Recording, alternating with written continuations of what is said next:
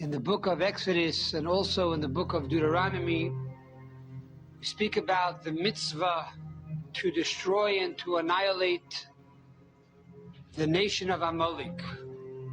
Says the Rambam in Mitzvah 188 and also 189 and also in Negative Commandment 59 that there's a mitzvah and a command to wipe out from among all the descendants of Esau, the descendants of Amalek, male and female, young and old. Esau, who is the symbol of all the nations, Christians or not. Esau, who in modern day terms is really basically, certainly one of them is America.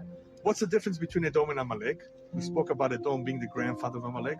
Amalek is Germany, so who's Edom? Edom includes most of Europe. It includes the United States of America. It's the Roman Empire that was never destroyed. But for those who don't understand that Italy is the seat of the Roman Empire of Edom, even though Edom is scattered, many other nations today that speak Latin languages that have something of the Roman Empire, including America. They are first. So Edom is everywhere, and the United States of America is also part of Edom. It all started, of course, with Esau. Esau became Edom, which is a nation. Edom became Rome. The Torah says Esau is Edom. The Gemara says, the Talmud says, that Edom is Rome, Zuroimi. Edom becomes America. Why? Because America is Edom, after all. As our sages said, Halachahi, Esav soneh leYaakov.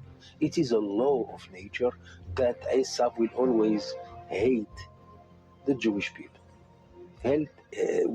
Will hate Jacob. Jacob is the Jewish people. And Esau is the non-Jewish world. In Isaiah chapter 63, the day of the great and terrible day of the Lord, it says that the Lord will come out from a place called Edom and he will crush Edom. Now, I'm just a broadcaster here, okay? In Jewish understanding, Edom is really talking about the Christianity. Who is Amalek? Amalek is Reshit Goim. The Jews were so revered by the entire world when they came out of Egypt. But when Amalek, which is the grandchild of Esau, Yaakov's brother, saw them, Amalek came and attacked the Jews. And therefore God commands us that we should never forget this. This is why the most important Torah reading of the year is Zachor. God commands Moses to tell Yoshua that he must annihilate Amalek. And this battle between Amalek, good and evil, goes from generation to generation. So Amalek, we know Hitler and Haman and all of those other gang of people that wanted to annihilate the Jews are part of this terrible gang. Because Amalek is darkness. They're the antithesis to godliness and holiness. Everything the Jewish nation stands for, if the Jewish nation stands for humility, godliness, light, they are darkness. And we are commanded to destroy this because Amalek is not only a physical nation, it's a spiritual energy. It's a negative force of darkness. This mitzvah from the Torah, one of the 613 commandments, is to remember to erase the nation of Amalek, the memory of them even, not only physically to erase them from the face of the earth. Anything that reminds us about them is mitzvah to dismiss and to erase it from the face of the earth. Hashem said to King Shaul, now it's time to destroy Amalek. Don't leave one survivor. Destroy the entire nation of Amalek with their animals, everything that is owned by them. No Jews allowed to enjoy from it. Do not leave any memory from them. Hashem say, do not have mercy on the children. Kill all their children also. Why? There's no difference between them and their children. In 10 years from now, these children will attack you on the way. Hashem knows, God knows. You kill all men and all women. Me'olel ve'ad yonek. Even babies who breastfeed. Amazing. Mishor ve'ad seh. All oxes, all goats. camels, donkeys. Don't leave anything, any memory from this filthy nation. Why are the nations, why are the green, the idol worshippers, why are they mezoamim? What's mezoamim? Mezoamim means they're impure. Their natural state is being impure. Goy's natural state is impurity. Erase the name of Amalek. Do not forget. We assume that anyway, every enemy of Israel, every anti-Semite stems from the seed of Amalek. This is what Hashem said. פקדתי את אשר עשה עמלק לישראל. The nature of this nation Amalek, we don't know who Amalek is. We assume that it's the Germans, after we see what they did in the Holocaust, not only to the Jews, to the whole world. And it's not only the Germans, it's most of the European countries. That's where Amalek is. As a people blessed with a long memory, we as Jews summon sacred texts and ancient histories to guide us in times of uncertainty.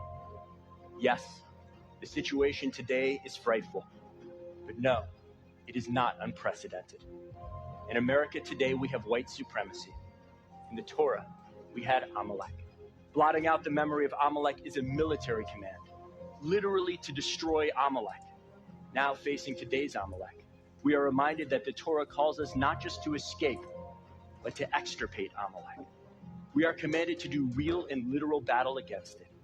That means coming off the bench in the fight against white supremacy. It means putting our reputations and our money and our physical bodies on the line. The descendants of the enemies of our people that were enemies to our people from day first are still hating us in the commandment of their ancestors, the children of Esau that hates Yaakov, the children of Amalek that hates Yaakov, the children of all the ones that had that black bitterness instead of a soul, that black, dark, horrible, depressed, negative and awful shadow as a poor replacement for a soul, still hating us, still jealous, still don't know what to do with our goodness. For all you anti-Semites out there, your day is gone. If you decide to become an open group of anti-Semites, your days will be numbered. Someone from the Jewish special forces will take you out, just like they take out hundreds of Muslim criminals, hundreds of jihadists each year. They'll take you out as well. The Torah says that people who worship idols such as yourself, when there is a Sanhedrin, to kill us. Yes. Okay. That's what the Torah says. So we know how the Jewish people feel about Christians, yes? That you discriminate against Christians. Christians are idol worshippers. You discriminate against Christians. The Torah says that Christianity is idol worship. Let me ask you. You worship three Let gods. me ask. Well, what's the punishment if you transgress the Noahide law? Death. Now, technically speaking, I see anyone in the church, and they're bowing down, they're a non-Jew, I can shoot them. Not a problem. Asking what's going to be with the Goyim when Mashiach comes. Will they be destroyed and annihilated? Someone asked, who cares? Okay. As a nation, they'll cease to exist, even as individuals. It's every individual, no survivors. Not only as a nation, they'll cease to exist, even as individuals. As Goyim, they're gone. Their personality, as they exist, bifnei atzmam, as they would exist independently of Klal Yisrael, they don't exist. They're done. In modern terminology, they call it cultural genocide. There's a term for it by the progressives. It's called cultural genocide. And they use the word genocide. So there's the opinion who says that they'll be annihilated. You basically learn there's going to be cultural genocide. You know what? The Goyim as they exist as Goyim, that's done with. Batul